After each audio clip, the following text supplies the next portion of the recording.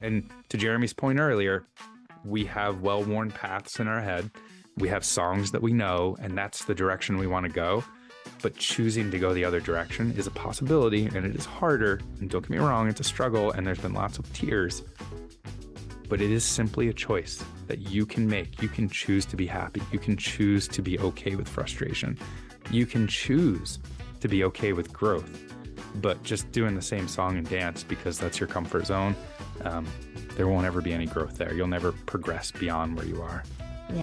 Hello, you are listening to the Late Bloomer Living podcast, where we are reimagining and redefining what it means to be in midlife, where we are gathering energy, momentum, and excitement for our next chapter via candid conversations with other midlifers about their own pivots, pitfalls, and triumphs. I'm Yvonne Marchese, your host, and I'm so happy you're here. Do you ever feel like a total mess? Do you feel like you should have things figured out by now? I definitely have felt that way, and still do sometimes. But around the time I turned 50, it got better. I started to embrace the idea that messy is beautiful, which truly helped me to get past my perfectionist tendencies and start taking imperfect action towards what I truly wanted out of life. It's been very freeing. My guests this week are Jeremy Grater and Zach Tucker. They are co-hosts of the brilliantly named podcast called The Fit Mess. I just love that name. Both Jeremy and Zach have experienced a major shift in the way they deal with their physical, mental, and emotional health. For nearly a decade, they have pushed themselves to learn more about how to get healthy and stay healthy in mind, body, and spirit. And their personal journeys inspired in them a passion for using their hard-earned knowledge to help others via their podcast, where they have had the opportunity to speak to a wide range of guests, including some of the biggest names in health and wellness. And then later in our conversation, we do dive into talking about the concept of midlife and the fear of aging. You know, when you're in your 30s or 40s, it can feel like this looming thing, but it doesn't have to be. I'm so excited for you to get to know them in this conversation. But before we get going, I have something for you. I created a free guide for you designed to help you start taking the steps towards your next act. It's a workbook called 5 Steps to Your Midlife Reboot. You can sign up to receive it as an email series, and it has some ideas and practical exercises that you can use over the course of several weeks to get past feeling stuck. You can do them at your own pace, and they'll just be waiting in your inbox when you're ready for the next step. I'll remind you at the end of the episode and tell you where to sign up if you are ready to shake things up. Okie dokie, without further ado, here's Jeremy Grater and Zach Tucker. Let's go. Thank you, Jeremy and Zach, so much for being with me today. It's great to finally have you here with me. Yeah, thank you so much. We're excited, and we appreciate the opportunity. Yeah, it's great to be here. Oh my gosh. First of all, I just have to tell you how much I love the name of your podcast and your artwork. The Fit Mess podcast. I mean, come on. And then you've got the picture on your merchandise of the guy like lifting a massive donut. Exactly. It's very manly. Right. Those donuts are heavy. It's, you know. They are. So you've got this podcast and you're talking about the journey to wellness, right? Tell me, if you would, it's been 4 years that you've been doing this podcast together. Jeremy, you had the background in broadcasting, right? Correct. Yeah. I spent about 20 years in commercial radio. Zach, you were a listener, weren't you? Yes, I was always a podcast listener and had never done a podcast before. So I approached Jeremy on his expertise. Yeah. And so did you approach him and say, "Hey, do you want to start a podcast with me?" I don't think or did that kind of happen over time? It happened over time. So Jeremy and I we were both on our own journey of health and wellness. And when we met, we kind of became good friends really quickly, I think. But, over time, we started talking to each other about our struggle with health and wellness, and we started to get vulnerable with each other. And we just both really started benefiting from those conversations. Me being able to say the things on my mind, and also, hearing that another guy is going through the same thing that I am, and I'm not alone. And it just, occurred to me one day. I was like, we don't hear guys talk about this stuff at all. We should like do a podcast and get it out there and be an example for other guys, and show them that you can get better by talking about this stuff. And so I approached Jeremy and I was like, look, you've done a podcast. I think we should have these conversations in a podcast and try and help as many people as we can. And Jeremy said, absolutely not. No way. Never doing it. Yeah. Yeah. I thought the idea was insane because, I have no credentials. I have no reason for anyone to listen to me in terms of, my leadership in this wellness space, or there's nothing hanging on my wall saying he went to school and knows how to tell you to do the things. And so I was very resistant. And so he encouraged me to just check out other shows that were, sort of in the same space. And I found the common theme that there were a lot of experts bringing on other experts, and they were all experting all over each other. And I was just like, I don't really relate to those shows. Like they've all got it figured out. They've all got the six pack. They've all got, they're meditating like Buddha on a hill and all this. And I was like, I don't relate to them. But I saw the thread of, we do have experience. We can share our journey. And where there are gaps in our expertise, that's where we can bring in experts and ask them and say, hey, we're struggling to fill in this hole. Can you explain to me why this is what it is? And from there, we can apply those lessons and sort of biohack our way into, better situations in our lives. And so that was really when I got on board, was when I saw the gap there, where it was just a lot of unrelatable content from, supermodels and fitness superstars, and not just real people sharing how hard it actually is to accomplish this stuff. Yeah, right. It's not for the faint of heart at all. There's so much for us to get out of each other's stories, I think. And that's what I always find relatable when I listen to podcasts, is that connection, and I love, from what I've heard of your podcast, that's what I hear too. And, connection was always the key for me. And I had the good fortune of, again, I worked in radio forever, and I've been podcasting since 2004. But the first show I did, and it was for 13 years, I did it with my brother and a friend of ours, and it was all about story. But what was interesting about it at the time was I was a very different person then. And the concept was very much the three of us would get together, drink a bunch of beer, and just really highlight the like craziest things that were going on in our lives. And so I always sort of equated it to like, It's Always Sunny in Philadelphia, but like in real life. So whatever nonsense was going on in our lives, we just showed up and shared those stories sort of through a drunken lens of nonsense. And it was hilarious because we would make each other laugh, and we did it mostly because we made each other laugh. But every now and then we would get an email from somebody in the middle of nowhere that was like, you guys are my Sunday afternoon barbecue. Like I work around the clock. I hang out with my sick mom. I don't have friends. You're my friends. You're the people I hang out with. wow. And so that was, to me, that was the thing that like the one carryover from that show, which was also part of my hesitation, because I had quit drinking since doing that show. And so coming into this, I used to hide behind the lens of alcohol, and I would just get really drunk and be that guy for an hour.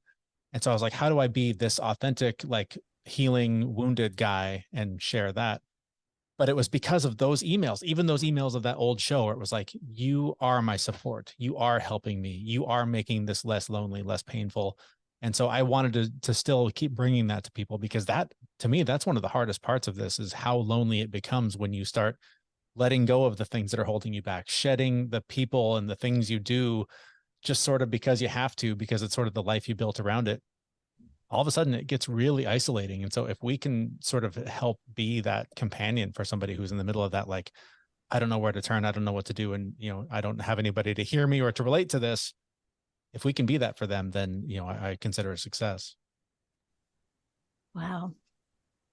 I'm thinking about that transition from, from drinking and kind of and having that to grease the wheel, as it were. Oh yeah. Which a lot of entertainers might use.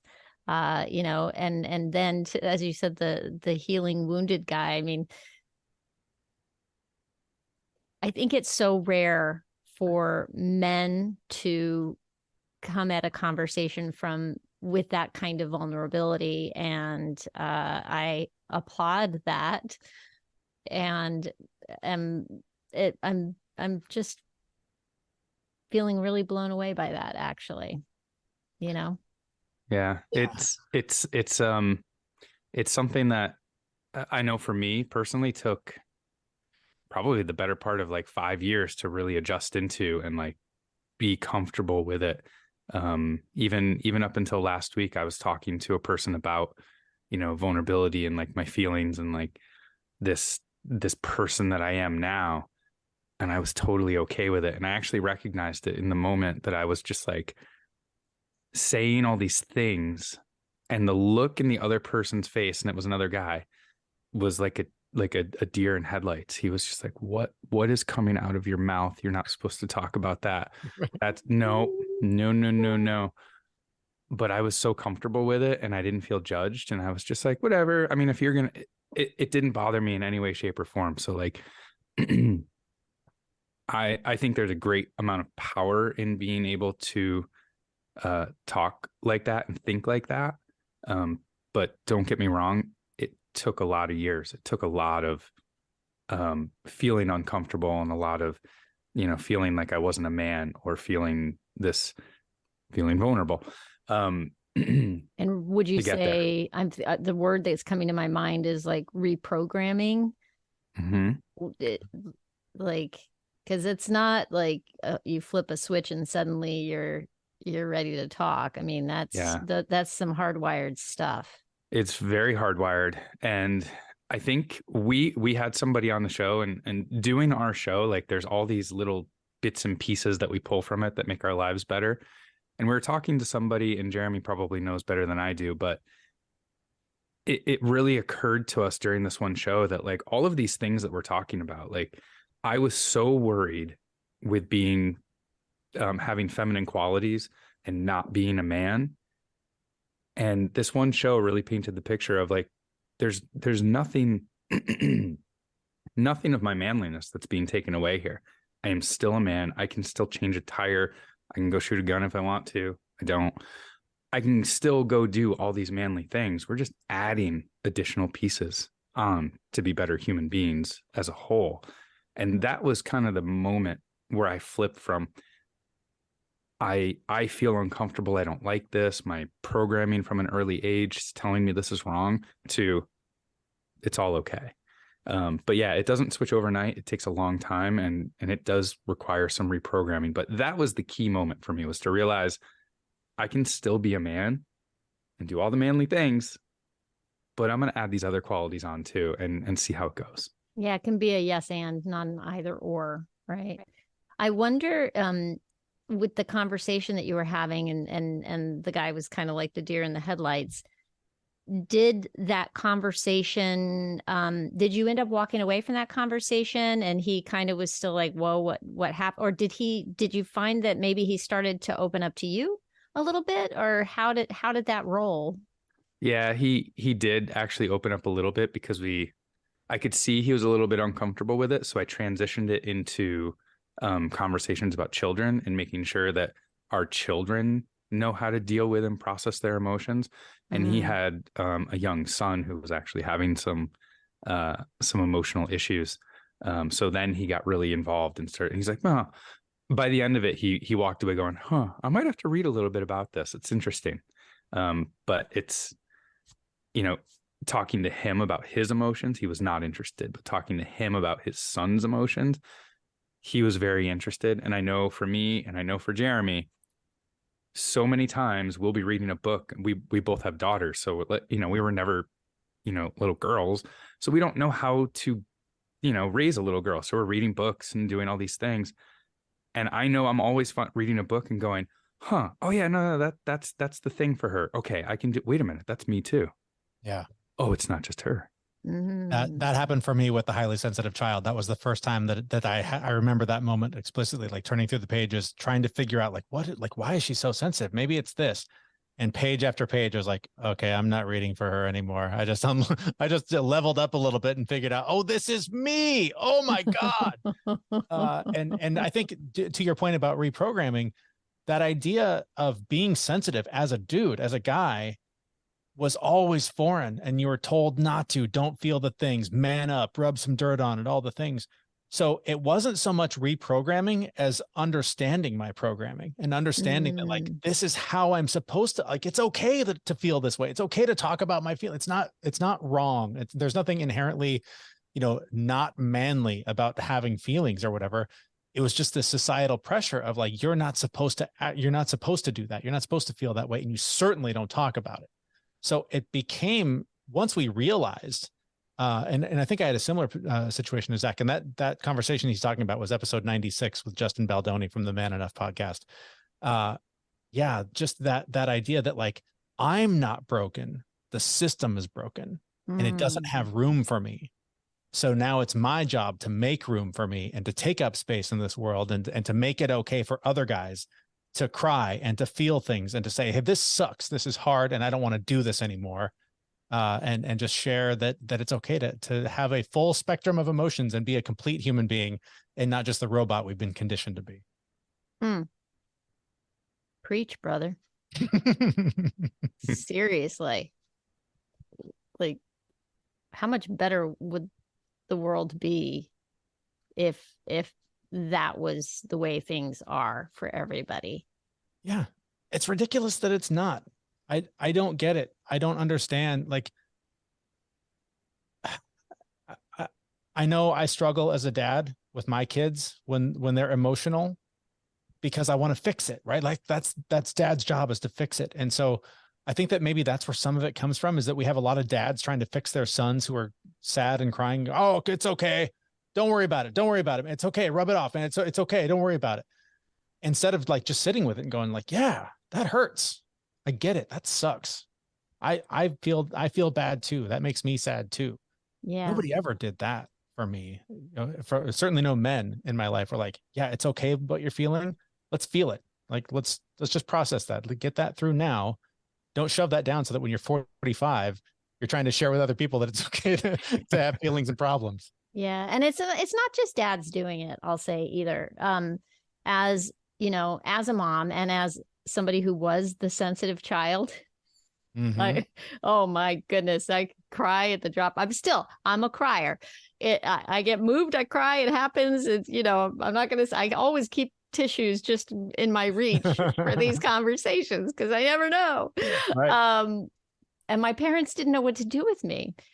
And now as a parent, I think one of the things that you said really struck me in one of the recent broadcasts of your podcast. I think you'd said that it was a rebroadcast of an older episode with Mark Brackett talking about permission to feel. And you were like, I can't remember which one of you said this, but you were like, I find it's a function of time that my kid is upset, but I need to get them here. I need to get them there. I need to get them to the next. And as parents, we are so under so much pressure, especially the way that our lives are structured now. They weren't that. I don't know that this was an excuse for when we grew up, because we were more free range, but now I feel like all the families are scheduling stuff like, okay, now we go to this, now we go to that, birthday party, sport, blah, blah, blah. On the weekend, on the weekdays, it's get up, get you to school, get you the get the after school stuff, let's get you fed, get your homework done. I mean, there's a lot of scheduling things and a lot of just life to get through. And we don't allow a lot of time for connection and checking in. We just went through this in my house. It's funny that story came up recently in our feed because I just went through this a couple of days ago. I went to this workshop over the weekend to work on, old feelings, repressed trauma, all the things. And I came home sort of refreshed and ready to like take on the fight again from a new perspective. And my youngest daughter had a birthday party to go to. She had to be there. She was supposed to be there at 11 o'clock, and it was like a 3-hour party. And it was just one of those mornings where like she was going to eat all day if that was what it took. And she was going to get her boots on when she was damn good and ready. Like, you know, there was no rushing her. We could not get her on the schedule. And my wife started like freaking out, just like, no, we got to get there. We're going to be late. If we're late, it's going to be a problem. And I, you know, me coming from my fresh, you know, weekend away with myself and my feelings, I was just like, if we're 10 minutes late for a 3-hour party, I really don't care. It's fine. A week ago, I would have been like, yeah, get out the door. Come on, we got to go. And so it was just so funny how giving myself space allowed me to bring space home and to realize, okay, yeah, we don't know these people. If we're late, they may judge us as the people who don't care enough to show up for their party on time. If that matters to them, if they're going to judge us for being 10 minutes late for a party, I probably don't need to be friends with them anyways. Like it's not a big deal. Like I would rather show up to the party 10 minutes late and go, oh yeah, it just, we couldn't get her out the door, and have them go, oh, I know, me too. Right. Right. Any parent should know what that's like. Right. Yeah, those are my people. So it's very, very easy. I'm sitting in one of my rare points of privilege right now to just feel like, no, we're just going to take the time. We're going to feel the feelings. We're going to make space for all of it because it's very fresh for me and it feels really good. And I know that the grind of life will wear me back down and I'll have to reboot. Oh, absolutely. And I do have a question for you because I'm picturing how this would roll in my in our marriage. When one of us, you know, if he came back and he'd just been on this great thing and was back and feeling all the feels and all that stuff, and I was like, burr, burr, burr, burr, we got to get there, we got to go, and he was like, that's fine. I'd be like, what do you mean it's fine? I have to wonder. That happened. There was, well, you're the one that always cares that we're on time. So I'm trying to be on time because you care about this. And I was like, yeah, I get that, but today I don't care. You know, like, and that was one of the beauties of this retreat that I went to, is just like make space for your feelings and your thoughts. It was just like, yeah, no, I don't care right now. I might have cared last week. Today, I don't care. So, you know, sorry, that's just where we're at right now. Yeah. Yeah. Oh my gosh. Now the another aspect of your podcast, right, is fitness.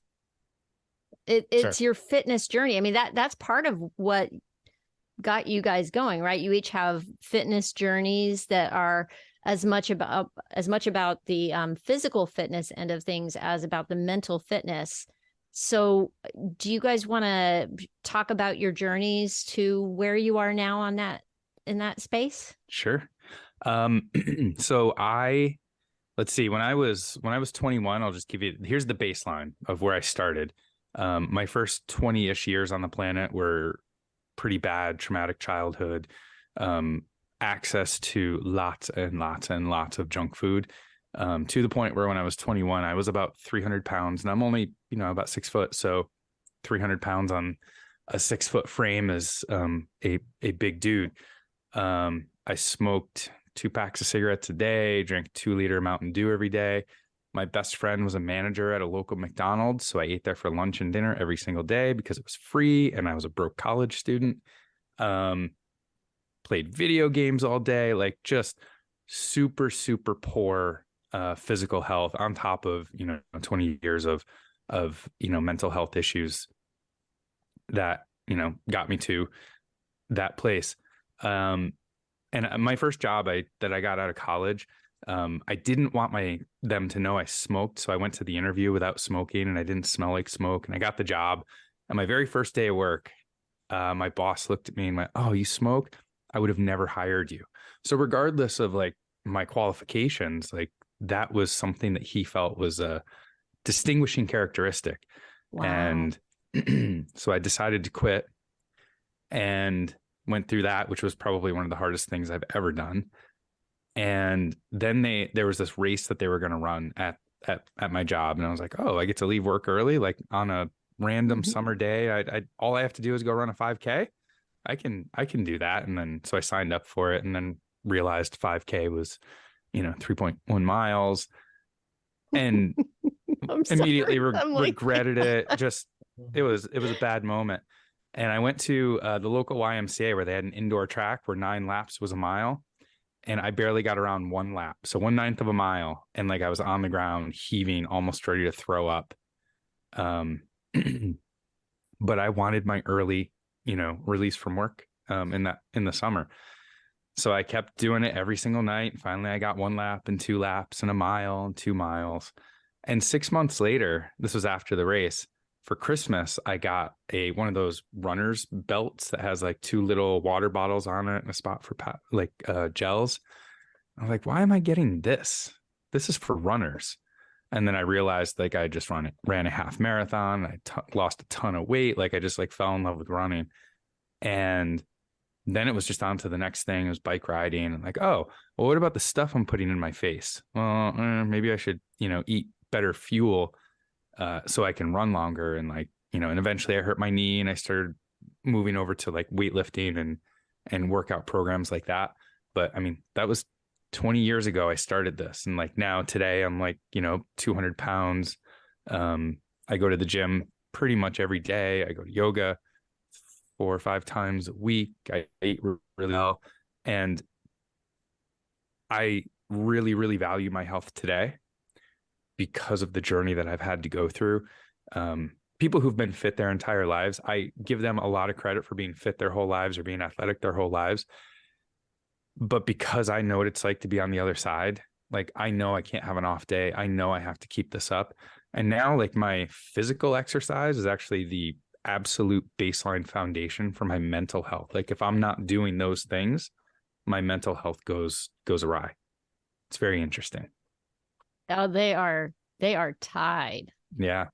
Hugely. I hit a pretty good wall in my 40s, and as I was getting closer to the side of 50, I realized that I'd been fooling myself thinking that I was exercising. It was very spotty, and I was having trouble focusing, and I was probably depressed, and I realized that something had to give, and I decided to start getting up early in the mornings and just committed to 30 days of getting up an hour before my kids so I could meditate and move my body somehow, which most of the time ended up being yoga. And doing that for 30 days. And I'll tell you, I'm not a morning person, and it was really hard to get up early.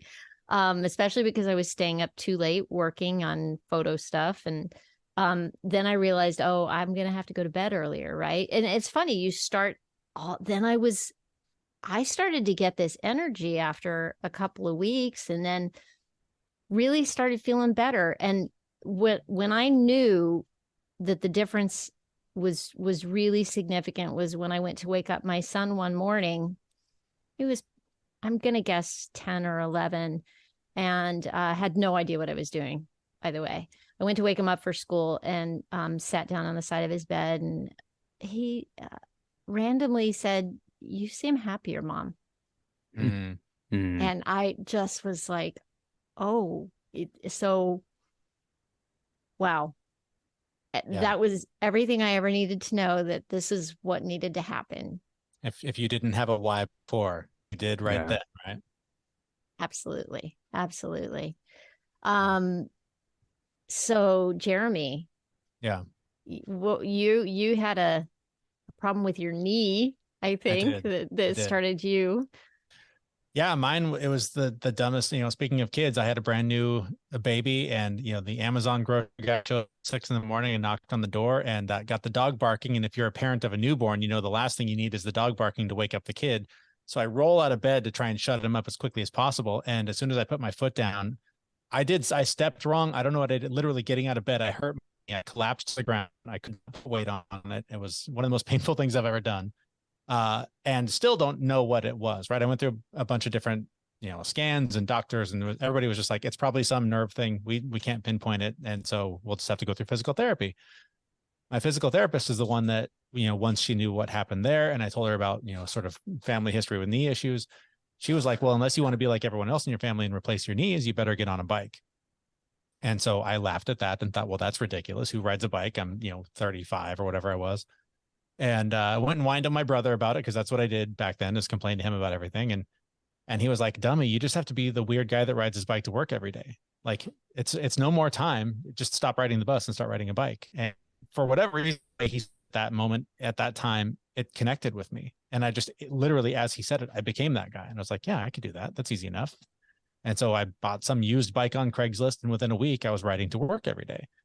And the most amazing thing happened.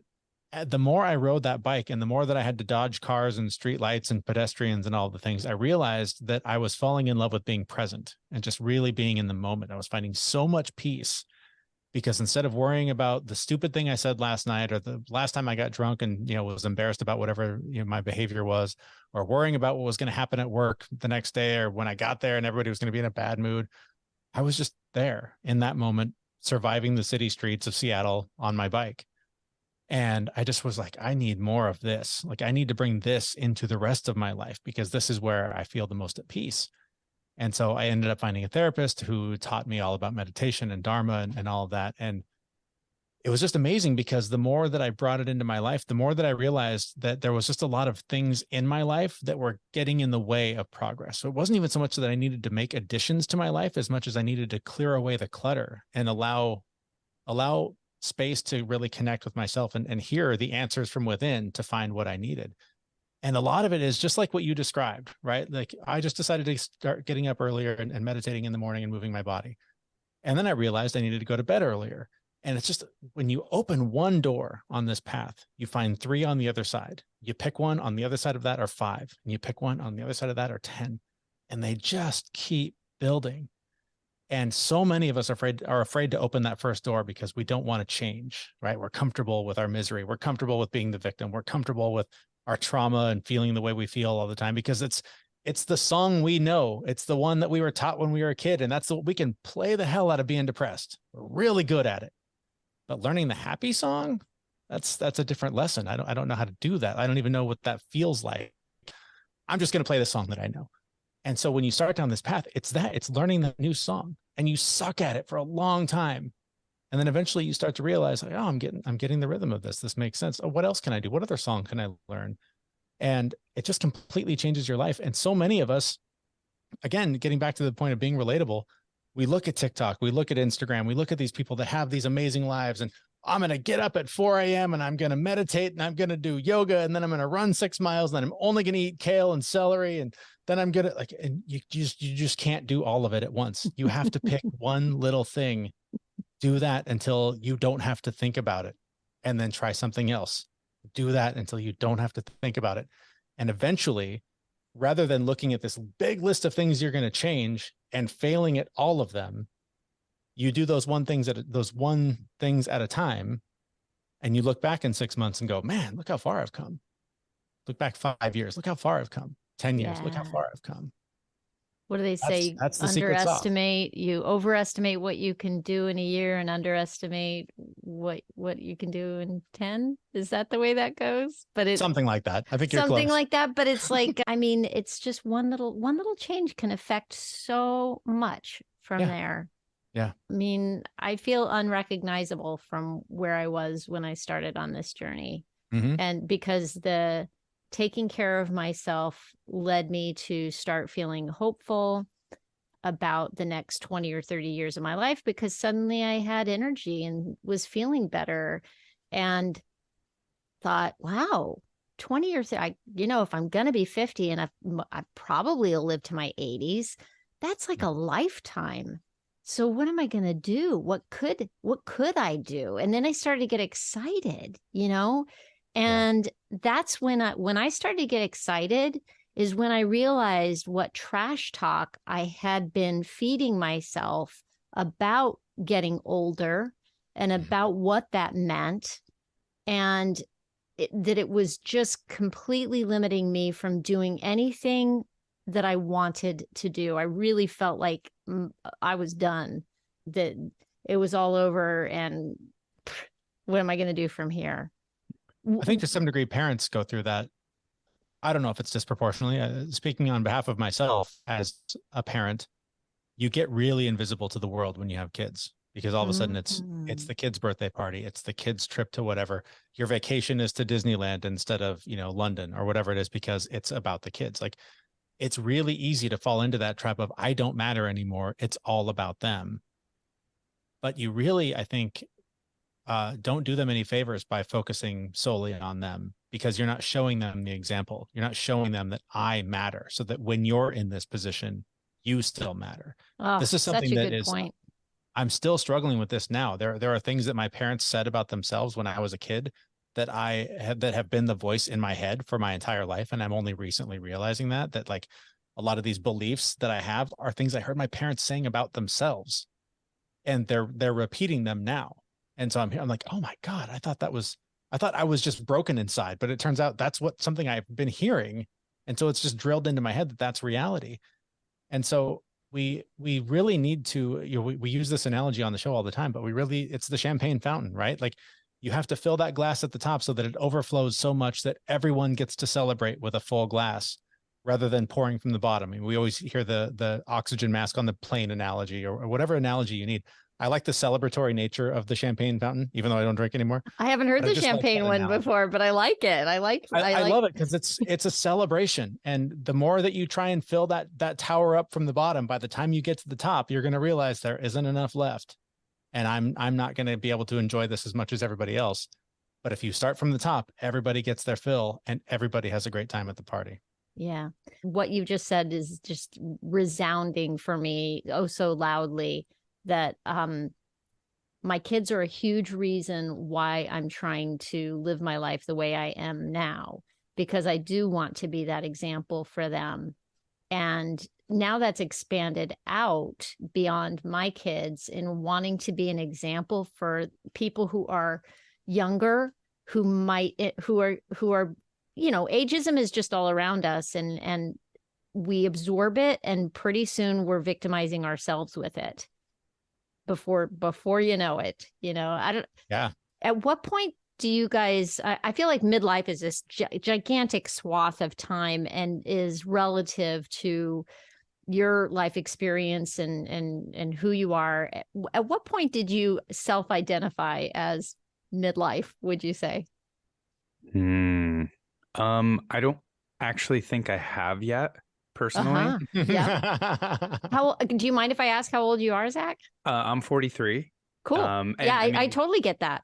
I think, from a pure math standpoint, I think I'm more than midlife, right? I mean,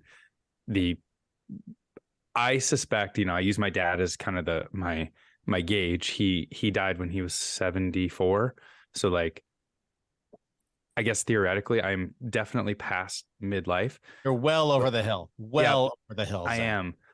But the reason I say that I don't really identify as midlife is because I'm 43 and I am in better shape than I've ever been. I am in better mental health than I have ever been. My sense of humor never matured past the age of 12. So like, that's cool. Very true. Like I am. Yeah. Overall, like I am the happiest, healthiest I have ever been in my entire life. And I don't feel old, even though, by calendar standards, yeah, I guess I am. I will probably reach the grave in less time than I have been alive so far.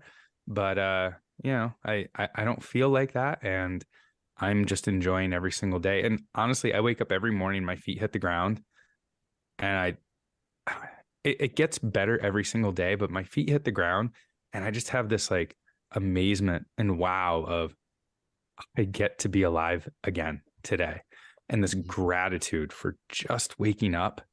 Like anything else that could happen to me during the day, it doesn't really matter because I got the day and I got to wake up. So like gratitude, being in the best shape of my life, mentally and physically. I don't feel like I'm midlife. I feel like I've got a little ways to go, but I don't know. Jeremy, you probably are. I think, yeah. I remember the moment when I felt like I was there, and at the risk of like overplaying the cliche of like, you're as old as you feel or whatever. I mean, that's exactly what Zach's talking about. Mm-hmm. I would argue that before you got on this journey, you probably felt older than you do now because you wake up, you don't feel good, you're sore, you're tired, all the things.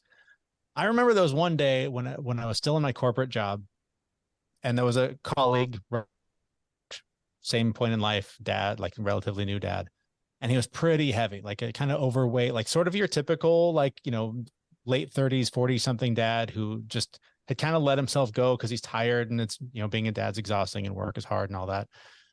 And I was sort of in this crossroads of like, should I really should I start hitting the treadmill? Should I start working out? Should I start doing something, or do I just cave and just like ride out the rest of the whatever this is going to be?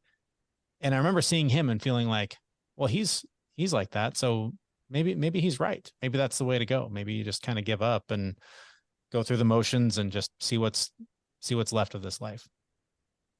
And it was this really weird, it was kind of comforting to just be like, I don't have to try anymore. I don't have to care anymore.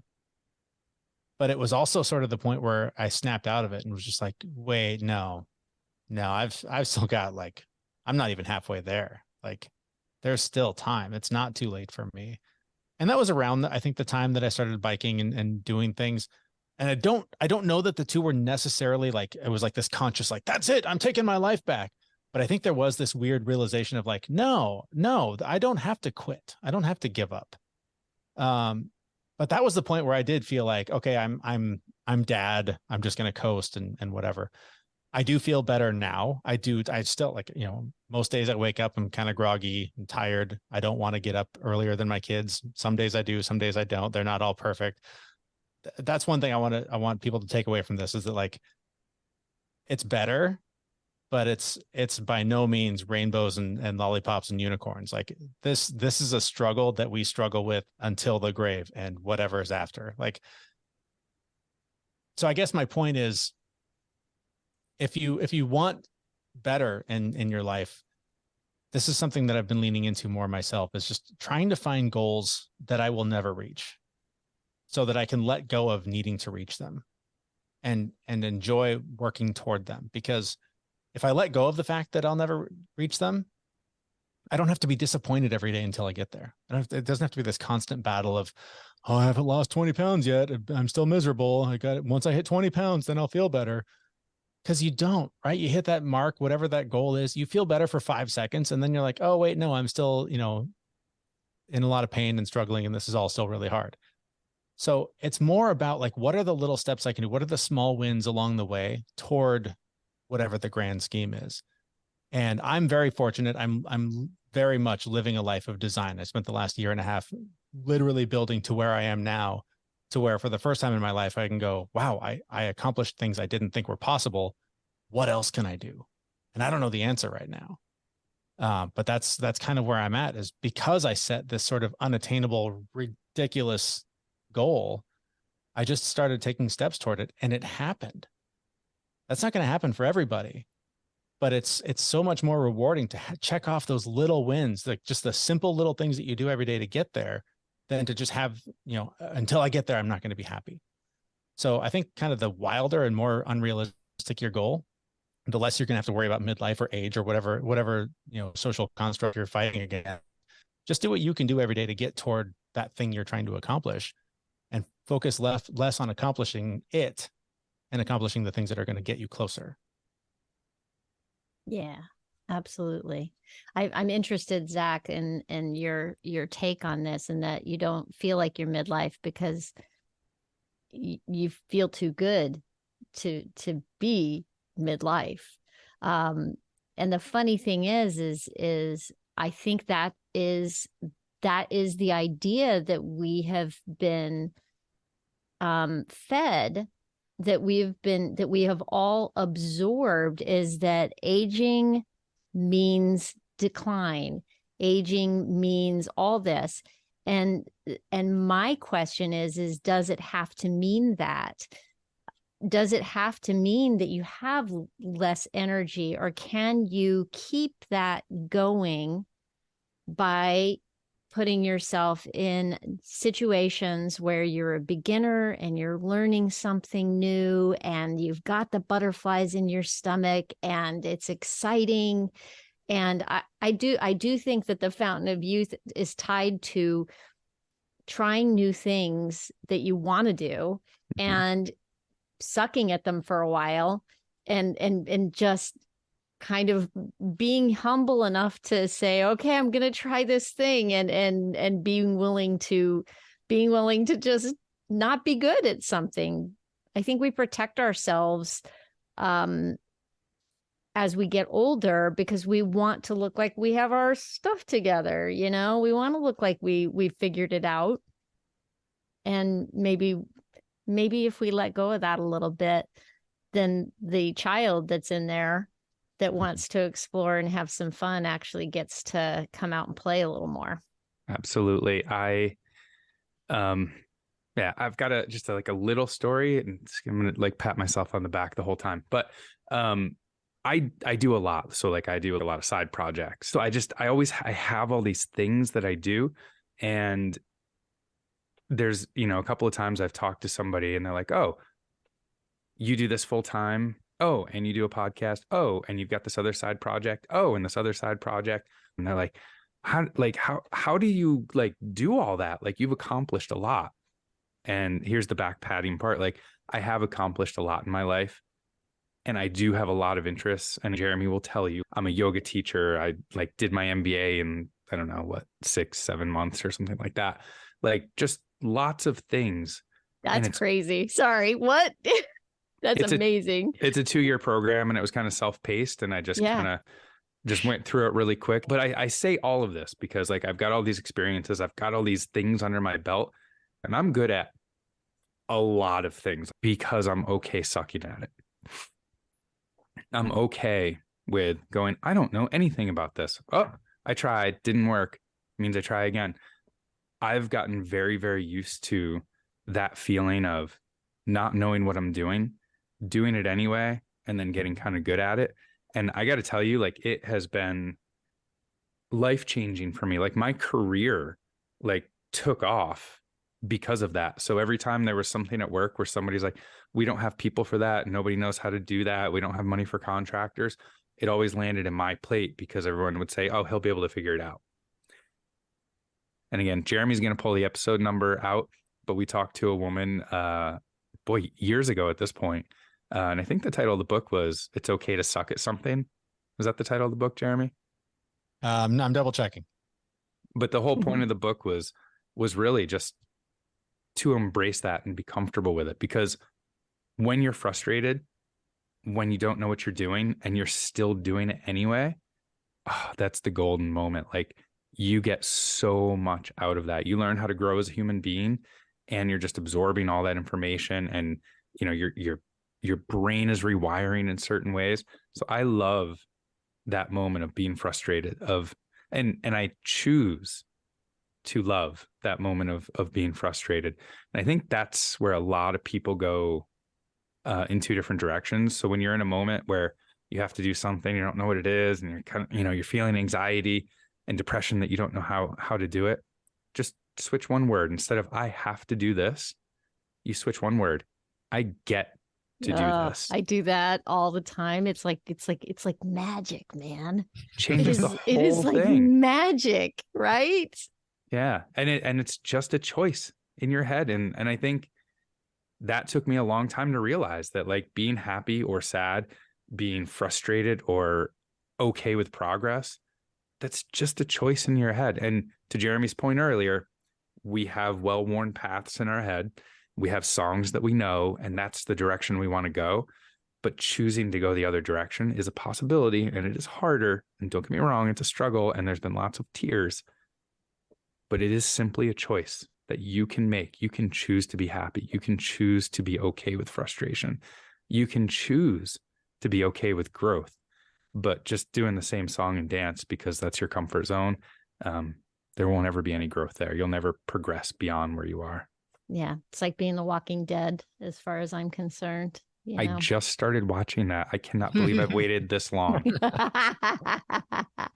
Oh my gosh, I'm looking at the time, you guys. This has been amazing. Is there anything that is exciting for you that's coming up that we should let people know about before we wrap up?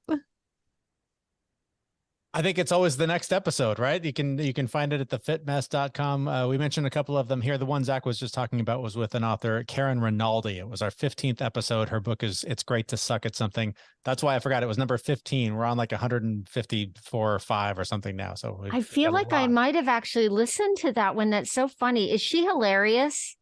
Is she like really funny? Yeah, she was funny. Yeah. Oh my gosh. Because I haven't gotten to listen to a huge number of your podcasts, but that's the one that you picked. And I was like, oh my gosh, I love this woman. We have a lot there. So thefitmess.com/15 for that one, or I believe it was 76 for the other one with Justin Baldoni, talking about just being man enough and what that means. Those are great episodes. But of course, if you subscribe, you'll get them all, and you'll get the next one that comes out after you hear this. Fantastic. And I will have links to your show in the show notes of my show. And this has been fantastic. Thank you so much for coming on and talking about your journey. I love getting the male perspective on here. It is fantastic. And I really appreciate it. Thank you so much. Yeah, thank you for the opportunity. Yeah, thanks for having us. Well, there you have it. You know, what stands out for me in talking to Jeremy and Zach are the things that we can do to support ourselves in mind, body, and spirit as we age. It's all about making small changes every day and not getting too caught up in the end goal. It's about focusing on what we can do now to get closer to that goal rather than worrying about when we'll actually reach it. It's some pretty good judo to try to attain, right? But honestly, that's what midlife can be all about. Letting go of the societal pressures and expectations and focusing on what truly makes us happy and fulfilled. It's about realizing that aging isn't all bad and that we can keep our energy and excitement going by trying new things and being okay with not being good at them. So let's all take a deep breath and embrace the idea of midlife as a time of growth and self-discovery. Who knows, we might just surprise ourselves with how much we can accomplish. If you want to know more about Jeremy and Zach or get information about the Fit Mess podcast, I'll have that information for you in the show notes. You can just go to latebloomerliving.com/podcast and click on the show notes for episode 127. And while you're there, you can also find that link to the sign-up sheet for your free guide, 5 Steps to Your Midlife Reboot. Thanks so much for listening. I hope you have a fantastic week. Stay safe and well. We'll talk soon.